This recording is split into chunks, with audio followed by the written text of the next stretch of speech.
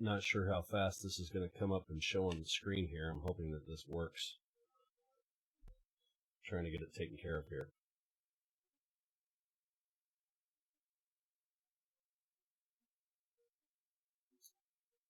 Trying to see if this is going to come up or not. I'll just see this starting now. Popping up. A little out of sorts right at the moment.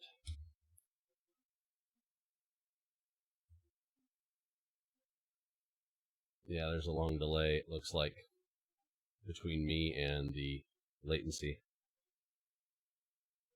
I'm a little angry this morning.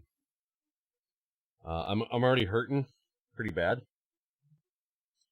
from my gout, so sleep has been like next to nothing. Every time I come on here, I feel bad that I look like just absolute dog dirt,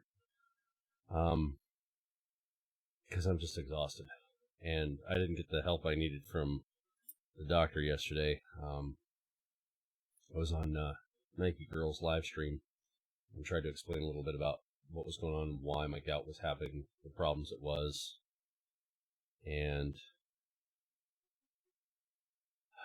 yeah, I'm not doing too well. It is what it is. We just do the best we can with what we got, and keep moving forward. But my beloved Amber showed me something on the news. It was a bit alarming, and where we went to high school was not necessarily significant per se, but it's next door to a county in Maryland where they're harboring specific individuals. This is a sanctuary kind of situation for illegals. And 14-year-old girl was killed after this one guy was released in Prince George County. This is right next to St. Mary's County, which is in Maryland, where we lived and where we went to high school. And I see things like that as along with in King County in Seattle. There was a guy who had raped a gal who was in a wheelchair. They arrested him, and then they, after 9 months, released him and decided to let him out. He went right back to the same gal and committed the same exact crime. So it's hard for me to... good morning, Gail. It's hard for me to have patience when I have taken an oath not only to uphold the Constitution, but my personal values are that I try to defend people. I mean, I've made mistakes and I've hurt people in the past. Don't get me wrong, I'm not perfect. I'm far from perfect. I've made some horrible, egregious mistakes. But what hurts the most is that when I see this thing happening, and crime is crime, and yes, after everything's done, we try to work towards forgiveness, a healing process, everything's like, we're trying to be real about that, yes. Especially for people who don't want to recidivate and they want to try and make a better life for themselves. They want to become a productive member of society again and be part of everything. And I'm totally for that. And the system is a bit rigged in some ways, I would say because I've seen it happen, where it makes it difficult for people to get back up on their feet, because the system is meant to make you fail.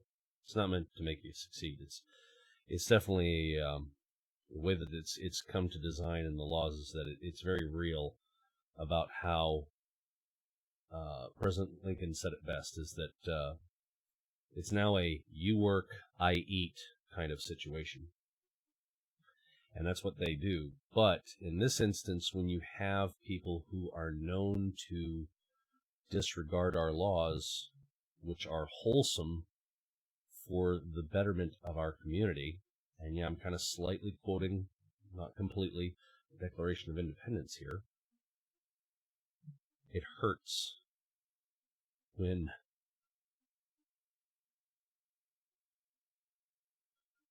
I know for a fact that these people did not deserve in any way, shape, or form this kind of treatment, and it could have been prevented. So, this is where I am this morning, trying to tackle that, trying to come to terms with it and find my own peace. Because I care a lot about people, and I don't want to see them hurt and be suffering in a circumstance that's unjustified. Sometimes, again, I can make the very clear situation is that, for some people, they end up getting themselves in a bad way and hurting themselves. Well, might be because of the fact that they made a bad decision, bad choices. And that's unfortunate when it happens. But stupidity is its own reward, is something I've heard said. And you can't fix stupid is the other one. I know this well because from being a teenager, I understand very clearly what it's like to be stupid and making some bad decisions. Same thing with military, same thing with my previous marriage. I failed many times being a father to my first stepdaughter in very bad ways. That I can realize that there are horrible mistakes. I've even failed with my current marriage on some things, with my stepkids from this marriage. I made some bad choices where things could have been done differently, and so I'm not perfect, but I aim to do the best I can to be the best man I can for everybody around me. And I try very hard to do that. But I don't understand why it is that there is such an appeal to power that we would sacrifice people's safety. And I'm confused as to the reality of why people would ever dare think this is okay. How can they be so blind?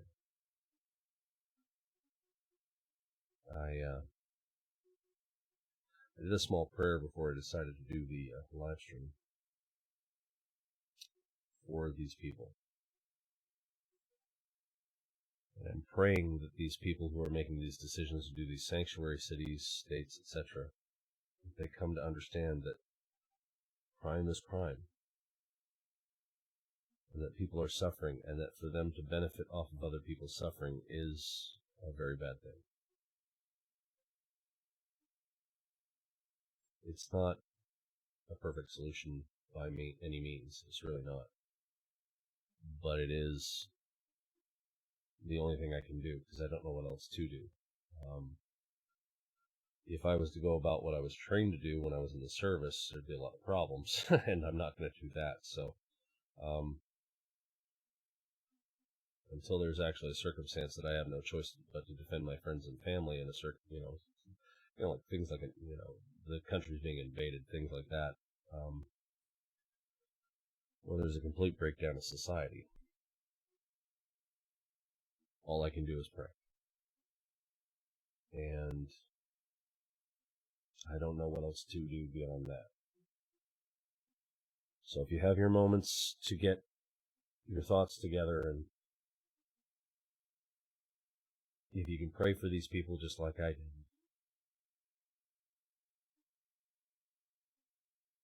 I think that'd be the best solution that we could do overall for right now, because I don't know, and I'm trying not to let things I've seen anger me further with this, because I'm hearing, where I've watched some things to where people are like, oh, thoughts and prayers, yeah, that stopped the violence. And it's just like, you don't understand. It's not like we can do anything. And what's bad is that we've got people who are, the most ridiculous thing I heard that was said, oh, you want it to stop, we'll just report it. Well, that's fantastic. When somebody's being raped and they're in a wheelchair, I don't think they have much of an option to say, hey, I just wanted to report this. I thought you'd like to know. Thanks.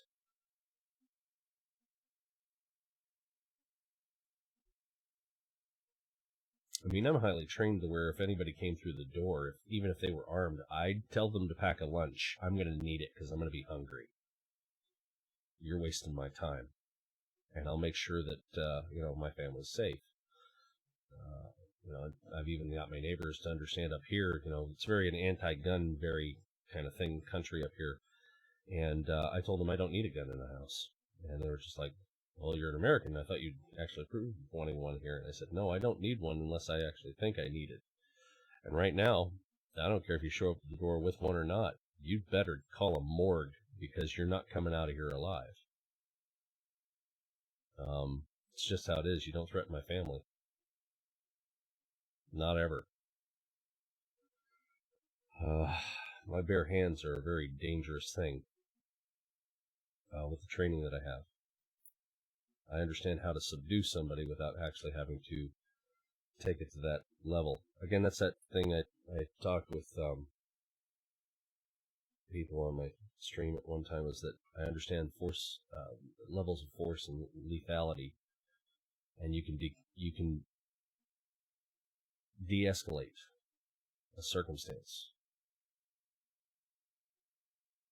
so you don't have to go crazy like that and take it to that degree of the ultimate price that people are being paid.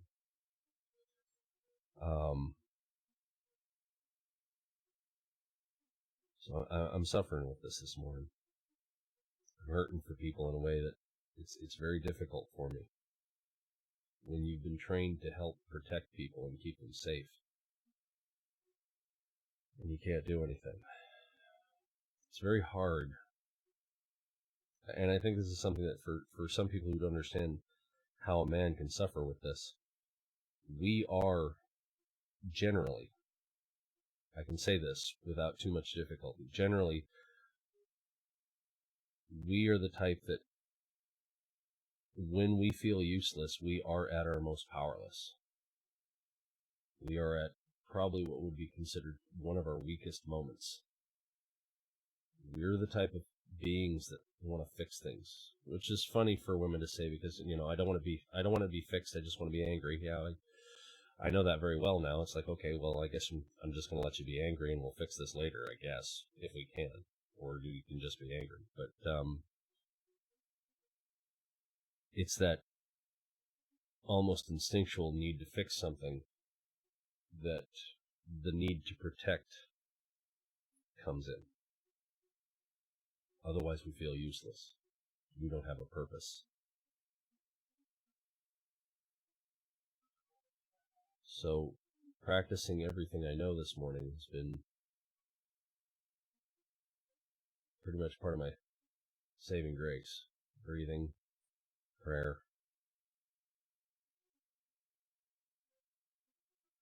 taking a moment just to be grateful for what I have, the people that appreciate what I have to say, the people I've helped, which I'm very grateful that I've been able to help people. I'm very grateful for that. And that I continue to do so. And I would never want anyone who watches this channel of mine to come here and leave after watching, feeling that they have suffered more. I want to remove the suffering from you. I want you to find peace, and a type of peace that's not just it's not just like a moment of, oh, okay. No, I mean something that's, when you walk away, you can take it with you forever.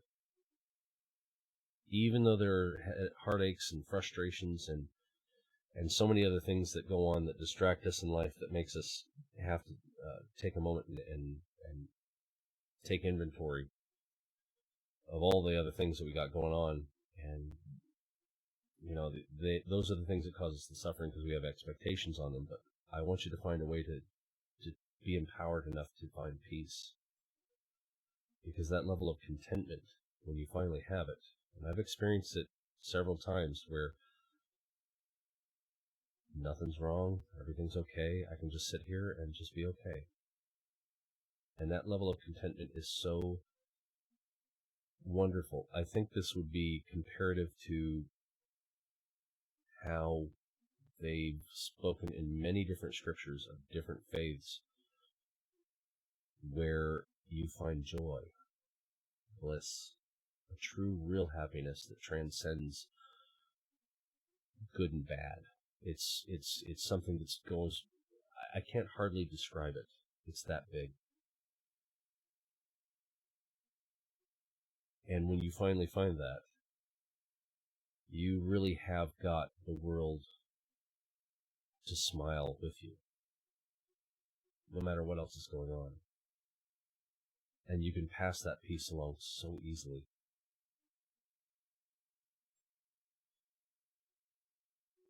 I found that mostly when I was single before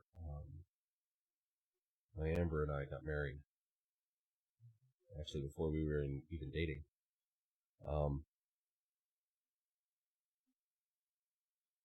We got together back in, I think it was, if I remember correctly, it's August 3rd, 2011 is when her plane landed. And from then forward, where I landed where I was living, and from there forward, we just haven't been apart. Except for, there was time touch and go for a year to try and get her up here. It's a big mess.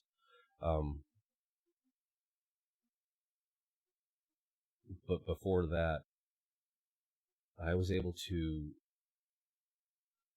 find peace because I was by myself and I just started to work on me. My divorce for my first wife was horrible. I was single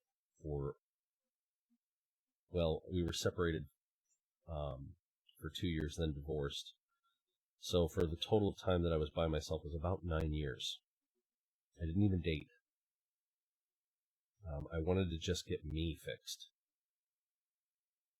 That's an important thing, especially when you're having to take inventory of yourself. And you want to find the most gentle way of loving yourself. Because we're so hard on ourselves all the time. Oh, boy, that voice of coming down on yourself it's like a ton of bricks that just beats you and beats you and beats you. And you have to kind of take a moment to say, you know what, I don't have to do this right now. Or at all, in fact. I can just let this kind of set off to the side. And that's the first step, really, is the hard part is in trying to love yourself is to sit there and say, you know what, let's just not for the moment and just sit. I remember that the first time I was able to finally get a lot of that off of my chest and away from me and then dealt with it later was I was sitting out on a bench. It was a grassy park area. And I just sat there for about, I think it was a 45-minute stretch where I just stopped and just watched the grass. I think there were some ants that went through it and a few other bugs. Birds flew by. A couple of them landed close by, did their thing, and then they took off. I was sitting so still that wildlife was getting close to me. And I could be comfortable just being me. But I guess it was almost not quite a breakdown, but it was to where it was enough in my own mind to sit there and just say, shut up. I just need to sit. And I put all this stuff down. And it was the most freeing moment that I had to just finally say, you know what? It's okay. It's going to be all right. And I just watched. And I was very quiet. And I started finally being gentle with myself.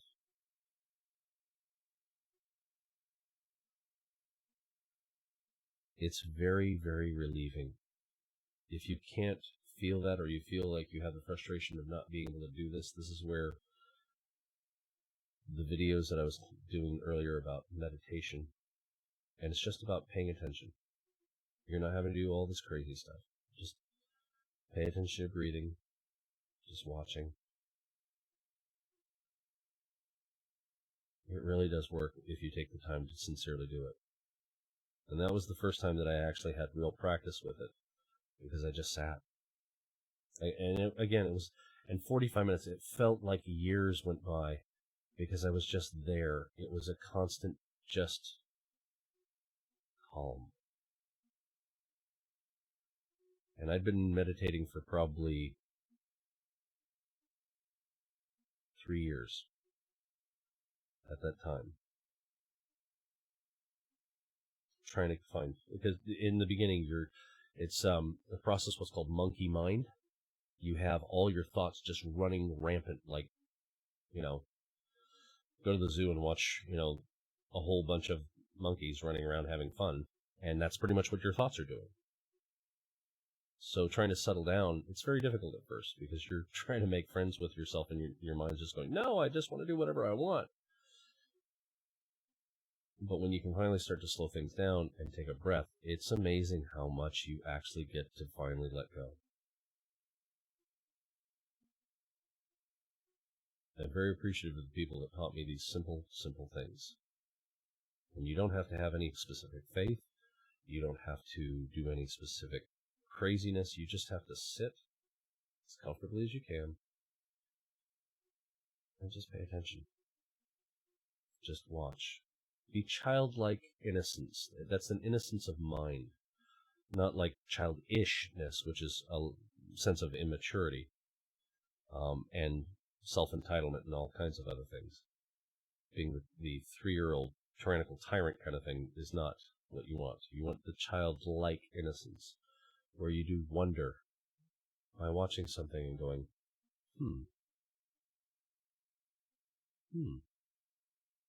and allow that curiousness to come up.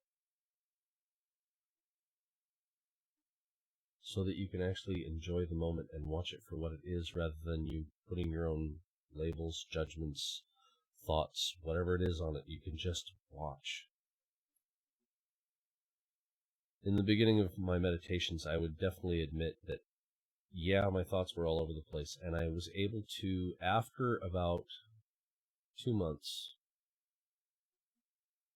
in the beginning, I started having small pausing moments happening, and they'd stretch out longer and longer and longer.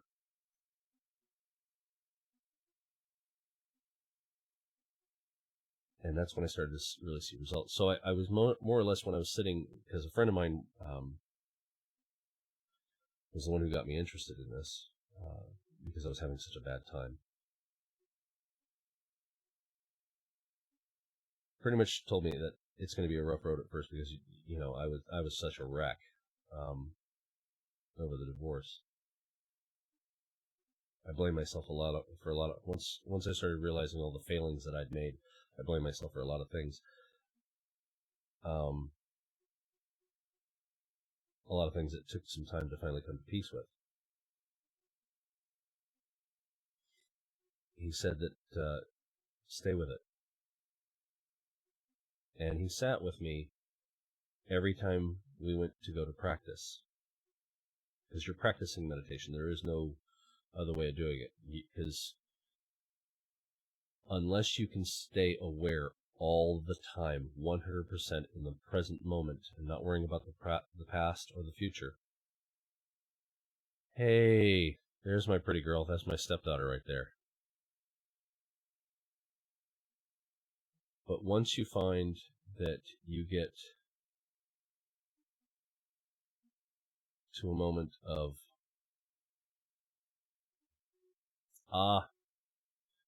in that case, I understand. Yeah, go get some sleep. No worries. Thank you very much, Outdoors and Nature Kathy. Yeah, it's true. It is the journey. So unless you can actually stay aware 100% of the time, meditation is always practice. But it's a good practice. So, that's a great question, Lena. I'm still kind of questioning that right now. I have had a really hard time. Much love to you, Kathy. Take care. I'm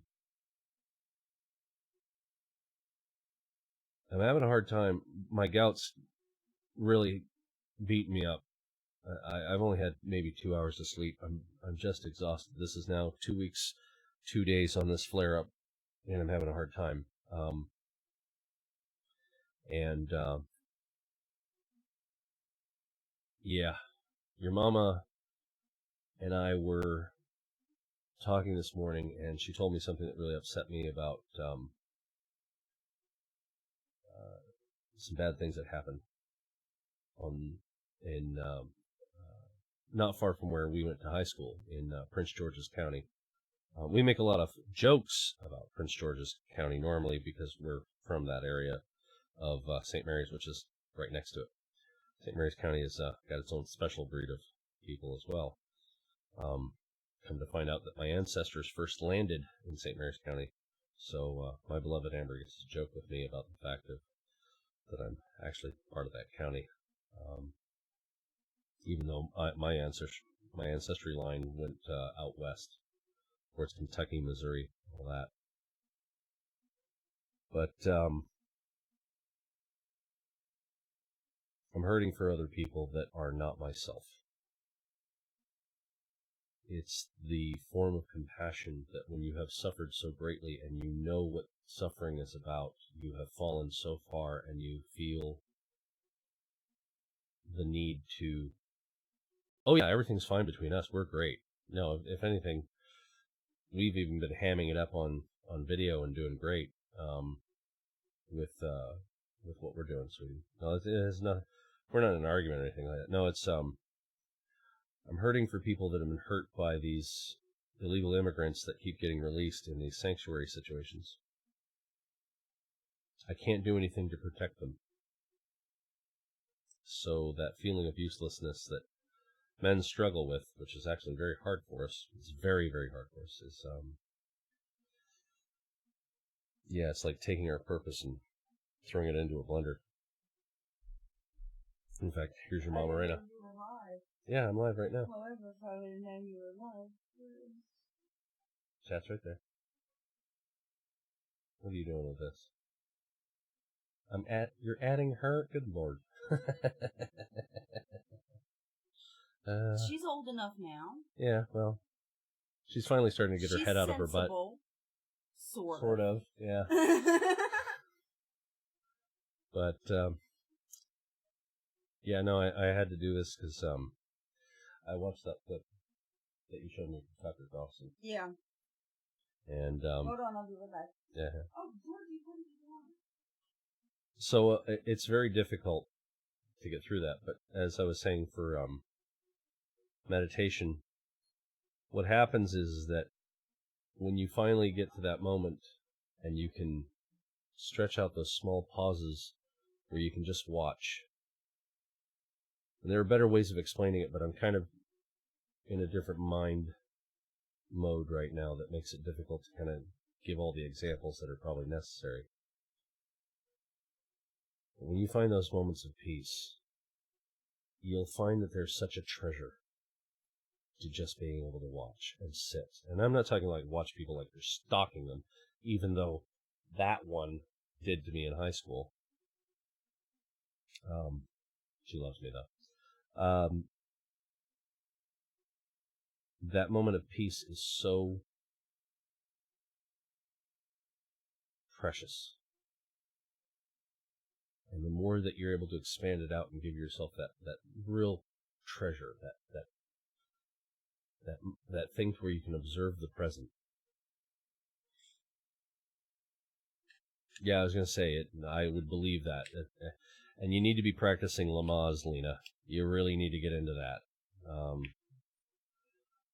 Trust me. And Lamaze doesn't just work for pregnant women. It's the one thing that on the night that I had the worst of my flare-up, where I had both my right ankle, left foot, and left knee all swelled up to where I was crawling to and from the bathroom here. And you know how far that is.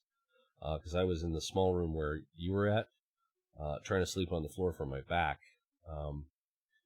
And I was having to crawl from there to the bathroom, and it took me at least a good 5 minutes just to go in there to go pee.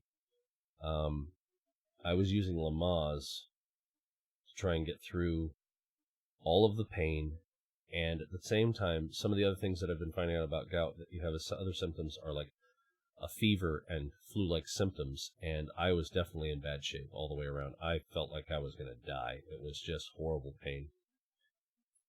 So with that in mind, Lamaze can definitely work because that is also a meditative practice. It's meant to distract you from your pain and allow you to function to do whatever you think you need. It's not perfect by any means because, as soon as you take your mind off for a second, you're right back into the reality of pain, if it's that severe. So you really need to get on Lamaze, honey. I really have to say, if you can't get to it, there's videos on it. Watch them. Have Matt sit with you and go through them. They are worth every moment of your time, especially the closer you get to your due date. So, yeah, I know you're going back there, baby. Did you get to see your mom's hair? I don't know if you saw her with her long hair there. No, hold on. Oh, wait, hold on. She's coming. Oh, Georgie finally went up. Oh. Okay, that's fine. Hold on here. She's gonna come around the corner here, and I'm gonna scooch over this way. Here we go. All right, ready? Yeah, here we go. Okay. Look at that. Look how long that is. And I haven't even told her that she has to grow it out. She just lets it grow out. So yeah, it's easily down to her waistline now. Until I lose weight, I'm not cutting it. Went to the press room. Nice. Good. I'm glad he's doing that. That's really good. So. Hair? No, it's fine. I understand. I remember when I had my long hair, and trust me, folks, I have had long hair and donated it. Oh yeah, no, you did have long hair, but no, it's mine sheds so bad that it gets in my clothes. So I'm constantly digging See what she's saying hairs out of my clothes. Oh my god. Yeah, the length of her hair. Okay, you got slow mode on the chat. Yeah, no, that's I did do that because with the way that I've been seeing some of the chats that have been going on for other people, then you get some of these knuckleheads that are out there that you have to moderate that say some really rude stuff. Yeah, I put slow mode on for 30 seconds so that way people have a chance to kind of respond, especially since I watched Cab's live stream yesterday. Wow, did people were just, there was 254 people, I think, max at one time in the channel, and the chat was just exploding. Well, it's good that you embarrassed him because he honestly needs it for a little bit of humility. Humility is a good thing for all of us. It's also where... You don't think I embarrassed him? Oh, yeah. It's funny as I get revenge, too. But I don't get embarrassed. No. I just blow it off. Kind of. You smack me, which is awesome. You smack me. Yeah. But no, I blow it off. I'm like, whatever. Yep. I don't get embarrassed. What are you doing back there? Chewy? Oh, he's playing with his toy. Okay. I was like, he's down by my feet. Go figure. No, he saw me for his Christmas. Yeah. So, trying to be gentle with yourself is not an easy thing at first. So, if you have to, watch some of the other videos. I'm willing to do more of them. And give people practice that can help relieve your frustration with your mind. And, no, I understand that, sweetie. I do know that you weren't on. It was very emotional. He's suffering something like my mom has. And he was very emotional yesterday. God, I'm so sorry he's having to go through these things, and I prayed very heavy for him. Amber and I love him dearly for who he is and what he's done for everybody as well as for me. And yeah. So I think that with how I'm having to deal with this issue this morning for myself, this is where, in practice, I'm having to take slow, long breaths. And Lena will testify to this one really fast, is that I always say that breathe in through the nose, out through the mouth. Make them slow as you can. And then the next one is slower. And then if you can do the next one, if you can't do it slower at that, see if you can do it at the same pace. And then the next one, try and go a little bit slower. And slow them down. And the reason why I do that is because your mind is like a kite, and your breath is like the string holding the kite. When your breath is fast and short, you have a short string on the kite. That kite's moving erratic. It's all over the place. If you've ever flown one when you were a kid, or if you've even seen kids trying to get them off the ground, when the string is really short, it's all over the place. But when you start lengthening out that string and it gets really nice and long, that's when you can actually see it moving very slow and gentle. Well, your breath is the same way with that same kite, which is your mind. So the longer and slower that you move your breaths with a deliberate practice, the more control and slower your mind is going to be. What are you doing, Chewie? He's just going to town with this little toy that he's got. Yeah, I see you over there. So adorable, you just want to pick him up and squeeze him. I think that people who can get that down can really start to manage panic attacks easier. But it takes a lot of practice at first, just like, as I said, with meditation. Because it's not necessarily counterintuitive, it's just something you don't expect to do. And it sounds like it's so silly because it's so simple. But it does work. In my own moments,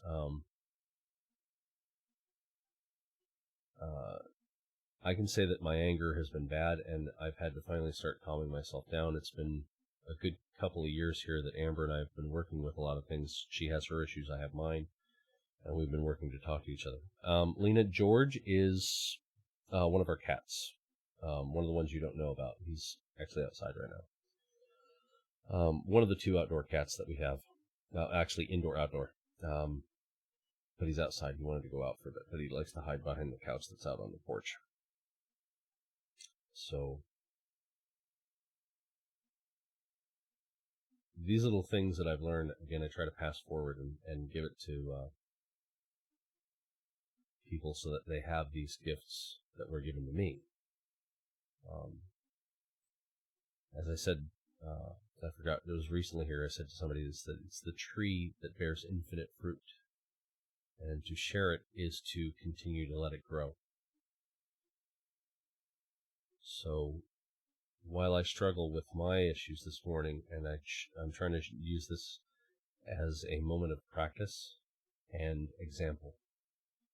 You can only really truly lead by example to make a good example. So while I hurt for these people,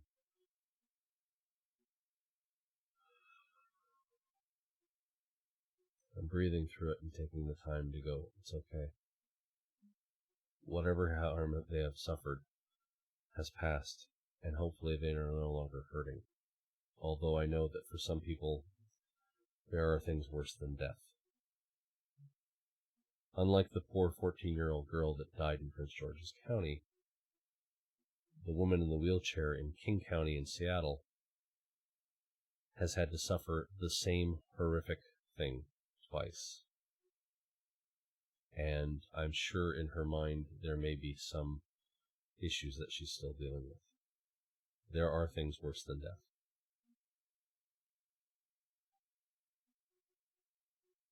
And this is where I hurt for these people the most. So, while I'm trying to keep my calm, because I am very angry about it at the same time, and I'm expressing my anger in a way that's like getting it out of my chest, and it helps calm people down, because Anger is a secondary emotion. Usually it's on top of either fear, sorrow, frustration.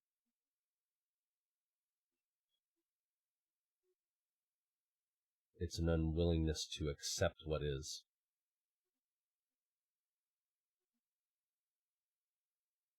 And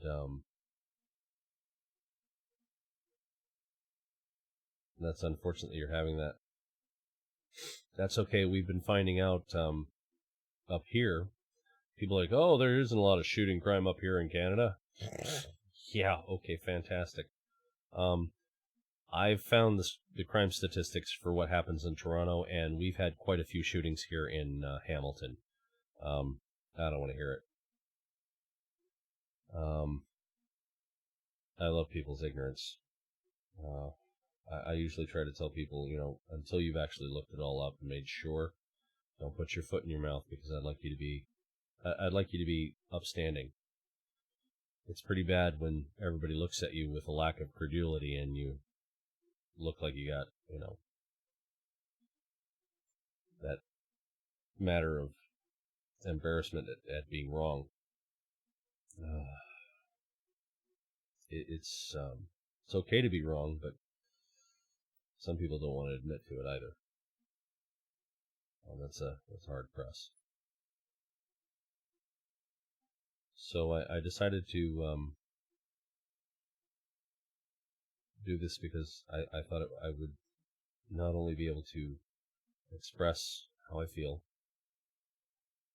but also use it as I completely agree, Gail. But express how I'm dealing with it as an example. To have that personal power taken back instead of giving it over to people in a reaction. It's not easy. And that's part of the example as well, is to show that it is not easy when you have that kind of thing going on.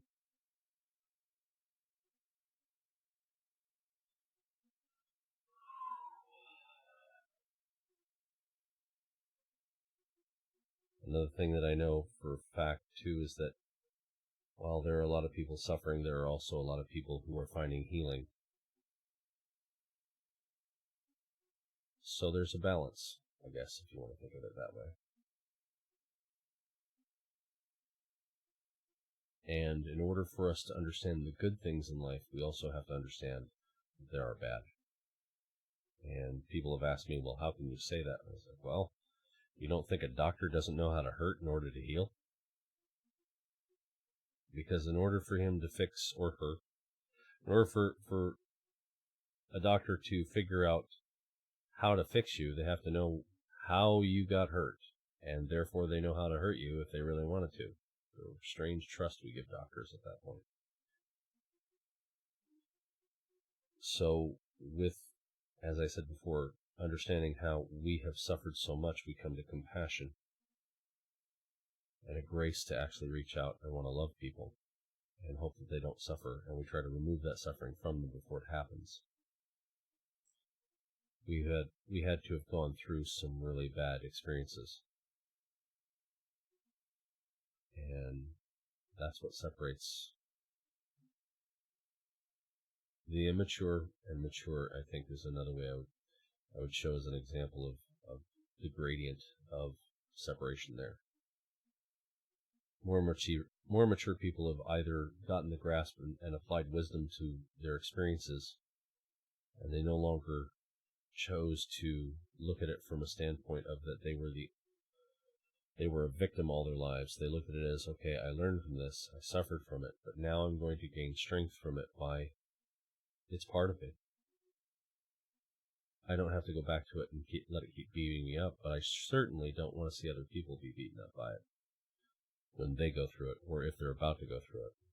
Hence why that protective thing for men we did. That feeling of uselessness is so strong. And there are other ways of looking at that too. It's not the only way. Again, as I was talking in my first live stream with Known by PJ, God, she made such a great example, was that sometimes life is like this, and sometimes life is like that. And that was pretty much a thing that the Buddha had said in one of his discussions.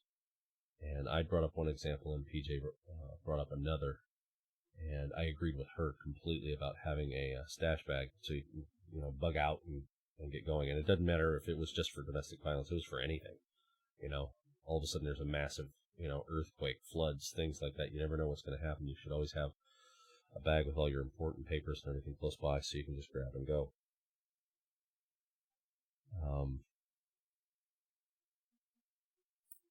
So there are other ways of explaining that. Right now I'm just a little bit scattered in my thoughts, because I know that what I'm feeling are emotions that are, again, there's a lot of confusion and concern, worry,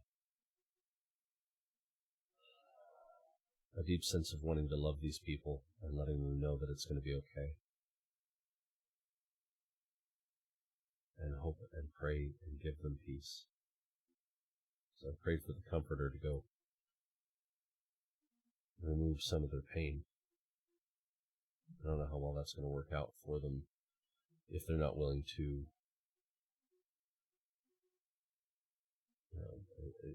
When we become a victim in our mind, sometimes it's very hard for us to get past that. It's a process to get out of it.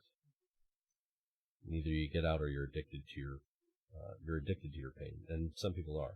They're very addicted to their pain. They don't know anything else. They don't. Taking the easy way out by just accepting the pain as the constant, rather than allowing the healing process and crying and getting out and saying it's okay to let all of that go. That's past. You're an awesome person. And being told that's almost painful. Being told that they're worthy and deserving of love and a good thing that they're around in our lives. It's that those seem like just genuine compliments twisted in their mind as a severe pain. They can't handle it. So they would rather deal with their pain and be addicted to that because it's easier. They accept it because they know where they're at. Taking a compliment or being told they are loved is unknown territory. So I prayed for the Comforter to be there and hopefully and gently take away some of their pain so that they can heal.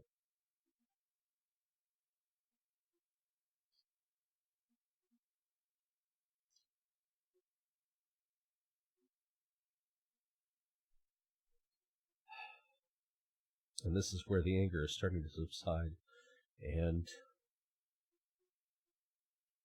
the real emotion is coming up, which is sorrow.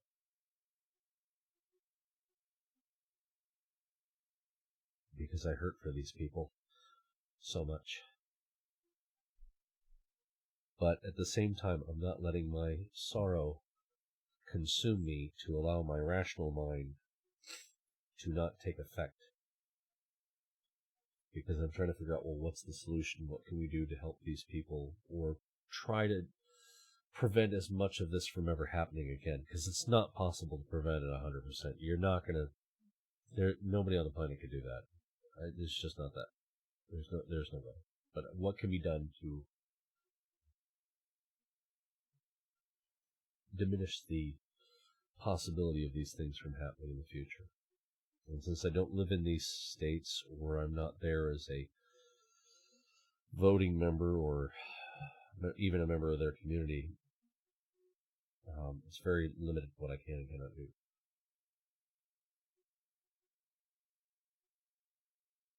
So this is the process of what people do go through, I guess, in a way that, again, I'm trying to just be the example of how you can take control back from your emotions. And there is a difference between feelings and emotions. Emotions are a upheaval in the mind. They are the reaction to a thought. And when you have these thoughts that come up and your thinking allows you to look at them, you place a value on them, and then your expectation of that value is met with, hey, or, oh, wow, that's great, and you have all these emotions, the upheaval that happens in your mind where now you're feeling something. And when you feel, that is a sense rather than an emotion. Feelings are not emotions. Feelings are the ability to sense something. If you want to think of it this way, is that your eyes are feeling the vibration of light that comes to the receptors within your eyes. Your ears are feeling the vibration of air particles. So when you feel your emotions, you have a way of sensing what's going on in the world. I have a huge family, but I also felt lonely. Yeah, I don't blame you. That's why we have cats. I completely agree, Gail. And I am kind of a dog person in my own way, because I have an interesting expression of dominance around dogs that most of them tend to know who I am when I'm there to say I'm a more dominant male, and they calm down because they realize that I'm not going to hurt them either. I'm there as I'm just moving through, and I do my thing. But then when I'm there with them, it's all about loves, pets, scratches, and getting them to play, chase, and have fun. I usually don't have problems with any dog. I love dogs, really, I do. But we have our cats, and I love cats too. It's another way that I find therapy, especially when George gets up in my lap when he wants to, and as I'm leaning back in my chair, he puts two paws up on my chest and he headbutts my chin, and he wants to be petted. So I understand what it is to have a therapy animal. I'm glad you've got that. Actually, that's a very good thing. I'm very pleased that you have that working for you. A lot of people actually don't.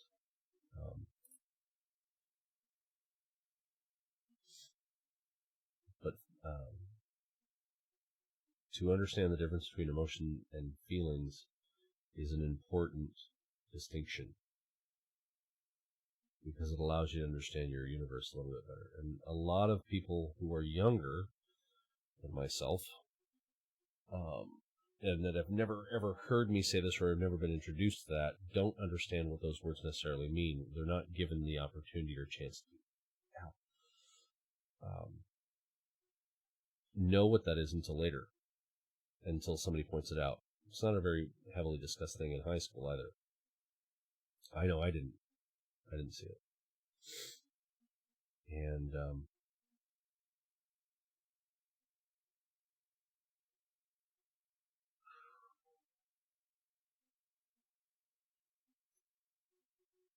I just, again, I wish that I could give people more peace. Allow them the opportunity to just relieve their minds of their frustrations, sorrows, hatreds, aversions, which actually is an interesting thing I've been reviewing again from what I was taught. Certain aversions can be very unhealthy, and it causes a lot of anxiety, depending upon what it is. This is usually where our phobias come up, like spiders, things like that. Some of them are understandable. They're irrational fears, but they are understandable because it's hard to control. So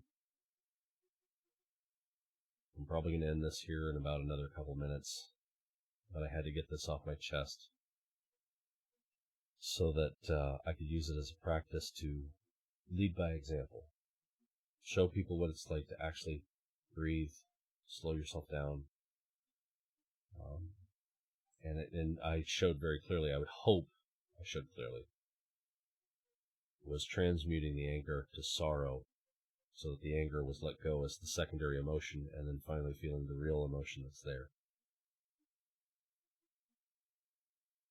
But allowing the rational mind to still stand so that the emotions aren't controlling me, but I can still feel them.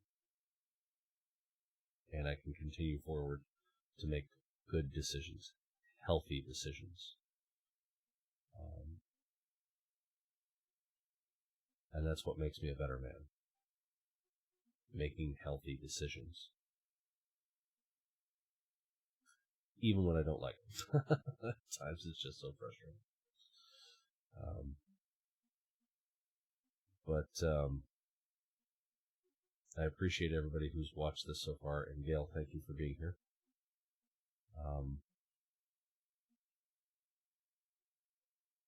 And anybody who watches this after this is over, thank you for being here. Thank you for watching. I pray you all have a great day. A day filled with joy, peace, productivity if you've got to do work. And that you have your family there to love you. And family doesn't have to be blood. It could be anybody that you just have brought into your life as family.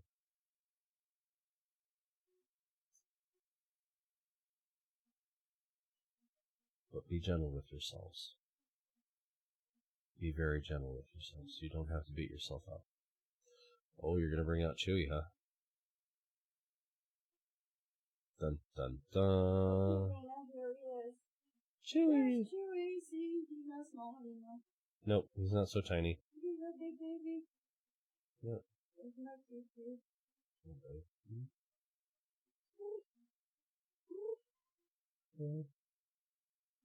Yeah. He's so pretty. He's our rag doll. Oh, hold on.